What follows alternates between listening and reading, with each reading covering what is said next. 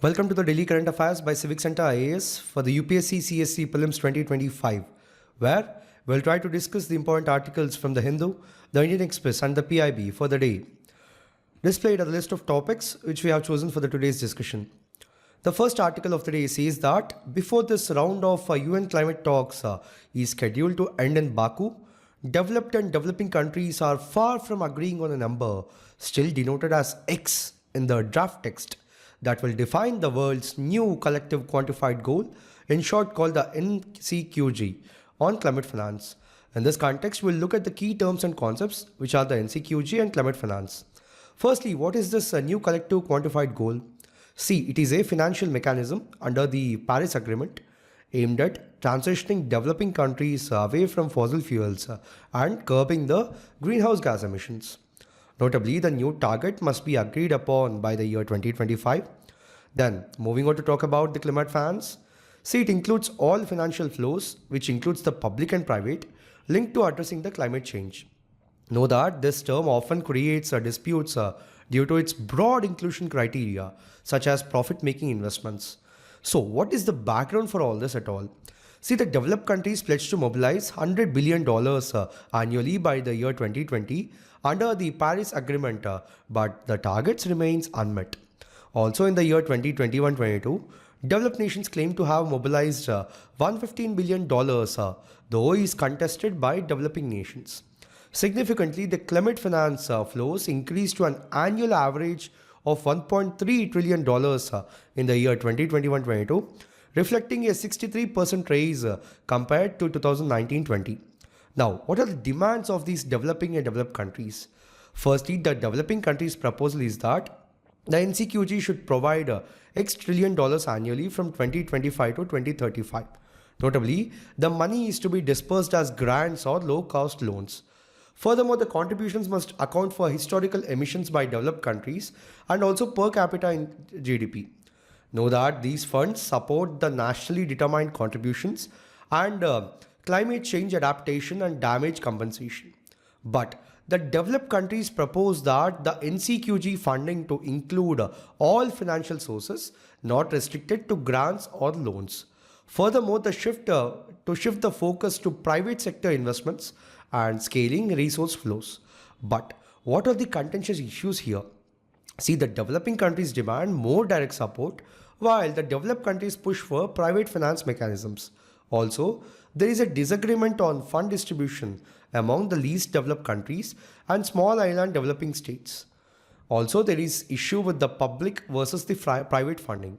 See, only $20 billion of the $100 billion pledged earlier came from public finance. So, the developing nations demand a greater share of public finance in the NCQG. The second article is in the context of the villagers and the retired forest department official saying Ranthambore is overcrowded with both tigers and humans. So the tigers in the area have historically migrated to Madhya Pradesh and Rajasthan, but of the late out-migration has been negligible, they see. In this context, we'll talk about the Ranthambore Tiger Reserve. See, located in the Rajasthan of India, the reserve is a significant conservation area dedicated to the protection of Bengal tigers and their habitat. So, established in the year 1973-74 under the Project Tiger, this reserve encompasses a total area of 1,530.23 square kilometers, spanning the districts of Savai Madhopur, Karauli, Bandi and Tonk. Know that this reserve is situated at the confluence of the Aravalli and the Vindhyan mountain ranges, featuring a diverse landscape of dry deciduous forests, open grassy meadows, and several water bodies that provide essential resources for wildlife, especially during the summer months. Then what about the flora and fauna in it? See, the reserve hosts a rich biodiversity, including over 300 species of trees with more than 100 possessing medicinal properties. Know that it is home to approximately 38 species of mammals, 315 species of resident and migratory birds, 14 species of reptiles, and also they have 10 species of fish. Notably, this reserve supports a significant population of Bengal tigers alongside other wildlife such as the leopards, sloth bears, and various ungulates. It also has a cultural significance because within the reserve lies the historic Ranthambore fort constructed in the 10th century, which adds a cultural and historical value to the area. Additionally, several temples within the reserve attract numerous pilgrims annually, integrating cultural heritage with wildlife conservation. Then, lastly, with respect to the conservation efforts, see, the Ranthambore Tiger Reserve has been a focal point for conservation initiatives under the National Tiger Conservation Authority.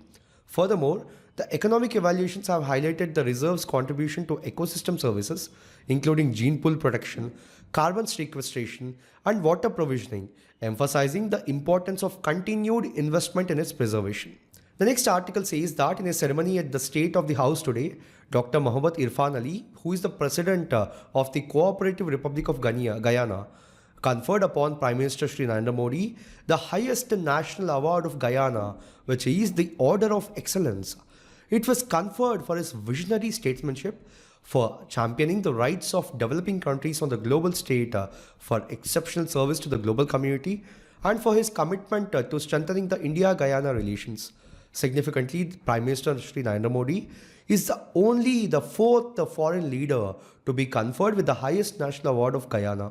In this context, we'll talk about the award, which is the Order of the Excellence of Guyana. See, the Order of Excellence of Guyana is the nation's highest national award, established in the year 1970 under the Constitution of the Orders of Guyana. Know that it is conferred upon the citizens who have achieved distinction and eminence in any field of endeavor of national or international importance also. Notably, the award is limited to 25 living citizens at any given time. The next article says that the Karnataka Forest Department has imposed restrictions on the annual Jatra of the Balakkarpure Sri Mahadeshwara Swami Temple, which is in the core area of the Bandipur Tiger Reserve. In this context, let us talk about the Bandipur Tiger Reserve.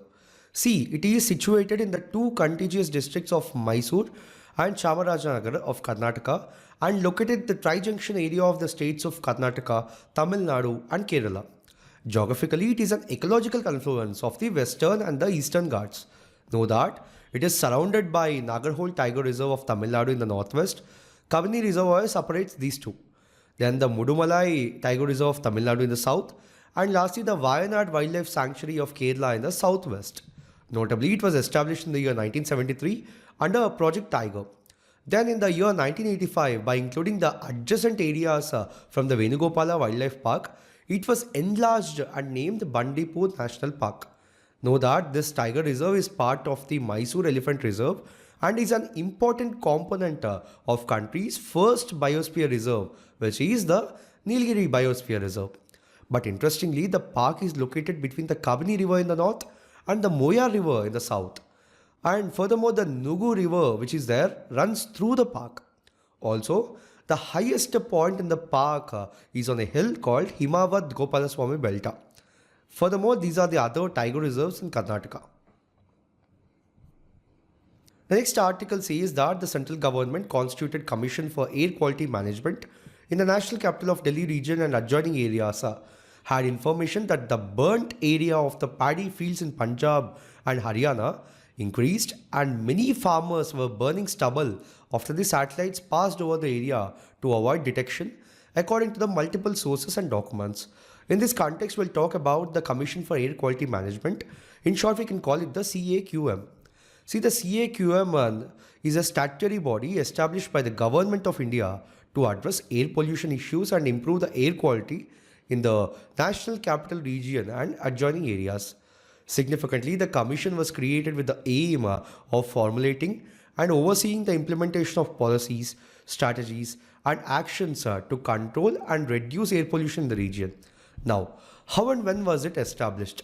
See, the Commission for the Air Quality Management was established in the year 2021 through the passage of Commission for Air Quality Management in the National Capital Region and Adjoining Areas Act of 2021. Then, it came into existence as a response to growing concerns over deteriorating air quality, particularly in the Delhi NCR region, which has one of the most polluted air in the world. Now, what are the objectives of the CAQM? Firstly, it is to take proactive and corrective actions, which is to improve the air quality in the National Capital Region and also its adjoining areas. Secondly, it is to coordinate and harmonize the efforts of various state governments, ministries, and also the agencies involved in managing the air pollution. Then, to promote the research on the air quality management and to collect and analyze the data related to air pollution. Then, to oversee the implementation of air quality standards and also to ensure that the measures taken are effective in curbing the pollution. And lastly, to raise the awareness among the citizens about the importance of clean air and the measures they can adopt to reduce pollution. The next article says that a remarkable archaeological discovery has come into light of Kerala, where 24 pairs of prehistoric footprints and a human figure have been found carved into rock on private property. Furthermore, the experts believe that these carvings date back to the Megalithic period, providing a fascinating glimpse into the ancient culture. In this context, let us talk about the Megalithic culture.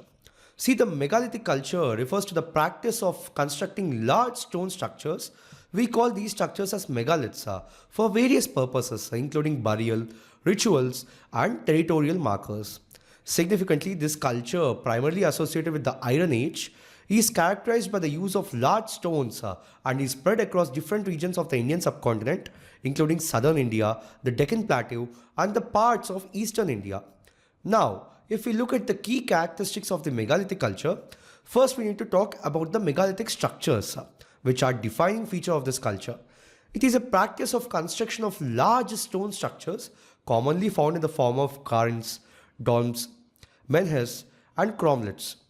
Know that these structures were generally used for funerary practices, and in some cases, they were also the markers for territorial or ritual purposes. Now, talking about their burial practices, see, the megalithic people practiced sophisticated burial rituals, including inhumation and cremation. Notably, the burials often involved the use of stone crusts or the urns, sometimes containing the human remains along with the grave goods like the pottery, beads, weapons, and also the iron tools. Furthermore, the presence of such grave goods indicates a relief in an afterlife and suggests that the deceased were important members of the society. No, these are the artifacts and tools of that age. Talking about the geographical distribution, see, the megalithic culture was predominantly concentrated in the southern and the central regions of the India.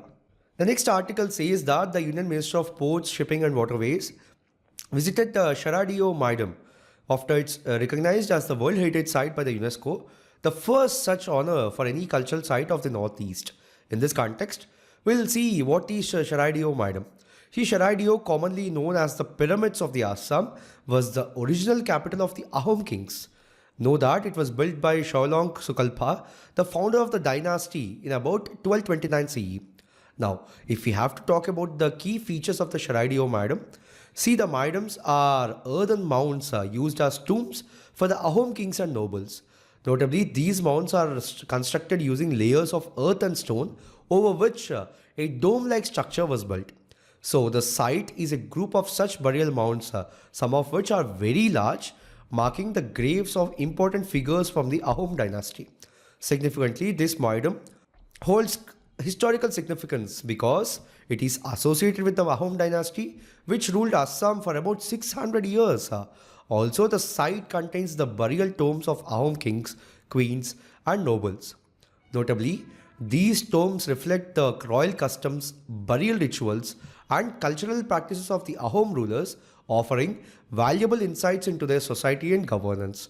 Now, moving on to talk about the cultural and religious practices. See, the burial practices at the Charaideo Maidam were part of the Ahom royal traditions, which were influenced by both indigenous beliefs and Taoism. Notably, the Ahoms followed a mix of local animistic and Taoistic religious practices, and these can be seen reflected in the funerary rites and the construction of Maidams. Also, the Maidams are important for understanding the religious syncretism and ritualistic life of the Ahoms.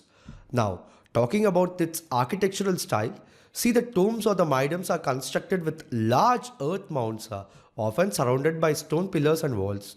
Know that they are a unique blend of indigenous burial practices and some elements of the Taoist architecture. Significantly, the most prominent feature in the presence is the is the presence of the stone structures and pillars that mark the boundaries of the burial sites. Also, these are usually surrounded by a protective wall. The next article here says that the Senior Administrative Officer K. Sanjay Murthy on Thursday assumed the office as the Comptroller and Auditor General of India. In this context, we'll talk about Article 148, which deals with the appointment, removal, and conditions of the service. See, the Comptroller and Auditor General of India, in short called the CAG, is appointed by the President of India via a warrant under his hand and seal. Notably, the CAG can only be removed in the same manner and on the same grounds as a Supreme Court judge. So, before assuming the office, the CAG must take an oath of office in a form of set out in the third schedule, either in the presence of the President or a designated official. Furthermore, the salary and conditions of the service are determined by the Parliament and are specified in the second schedule until amended. But remember that the salary and the terms cannot be altered to the CAG's disadvantage after appointment. Also, significantly, the CAG is not eligible for any further office under the Government of India or any state government after retirement. Now, talking about his administrative powers, see, the conditions of the service of personnel in the Indian Audit and Account Service Department are prescribed by the rules made by the President in consultation with the CAG. So, the CAG's office expenses, including the salaries and pensions, are charged to the Consolidated Fund of India. Furthermore, the Article 149 deals with the duties and powers of the CAG. You can have a look. The next article here says that Ukraine claimed on Thursday that Russia launched an intercontinental ballistic missile overnight at a city. So, if confirmed, it would be the first time Moscow has used such a weapon in the war. In this context, let us talk about the classification of missiles. So, based on the type we have following the missiles. First, we have something called the cruise missiles, which are unmanned, self-propelled guided vehicles that sustain flight through aerodynamic lift, primarily designed to deliver ordnance or special payloads. Know that they operate within the Earth's atmosphere using jet engines. Its key features are they are guided and precise, and also they possess varied speeds and defensive penetration capabilities. We can further categorize them based on the speed into subsonic cruise missile, supersonic cruise missile, and hypersonic cruise missile traveling at the respective speeds. Know that the Mach indicates the speed of the sound. Then, the second type of missiles are the ballistic missiles. See, these missiles follow a ballistic trajectory for most of their flight path, capable of carrying heavy payloads, including the deadly warheads. Notably, they can be launched from land or sea, which is the ships or submarines also. Some of the examples are Prithvi 1, Prithvi 2, Agni 1, Agni 2, and Dhanush, which are all the Indian missiles. Now, these can be further categorized based on the range into short-range ballistic missiles with a range of less than 1000 kilometers, medium-range missiles with a range between 1000 and 3000 kilometers, and intermediate-range ballistic missiles with a range between 3000 and 5000 kilometers. So under this only, we have the Intercontinental Ballistic Missiles, in short called the ICBM, with a range of greater than 5500 kilometers. See, these missiles are primarily designed for delivering nuclear warheads, through conventional, chemical, or biological payloads are possible. Some of the notable features of it are, firstly, their range, which is greater than 5500 kilometers. Also, they can deliver multiple independently targetable re-entry vehicles. And lastly, they have improved precision over generations. The last article of the day says that recently the Global Alliance Against Hunger and Poverty was officially launched at the G20 Leaders Summit in Rio de Janeiro in Brazil. Know that it aims to accelerate the efforts to eradicate hunger and poverty while promoting the Sustainable Development Goals. In this context, let us talk about Alliance Against Hunger and Poverty. See, the purpose for which it was established is to eradicate hunger and poverty by 2030, aiming to eliminate all nations from FAO hunger map. Know that it comprises of 148 members, including 82 countries of G20 and non-G20 members, African Union and European Union, 24 international organizations, 9 international financial institutions, and 31 philanthropic and non-governmental organizations. Then, know that it has 3 foundational pillars. At national level for the coordination of public policies, then data and technology-driven solutions with respect to knowledge, and financially mobilization of the large-scale resources.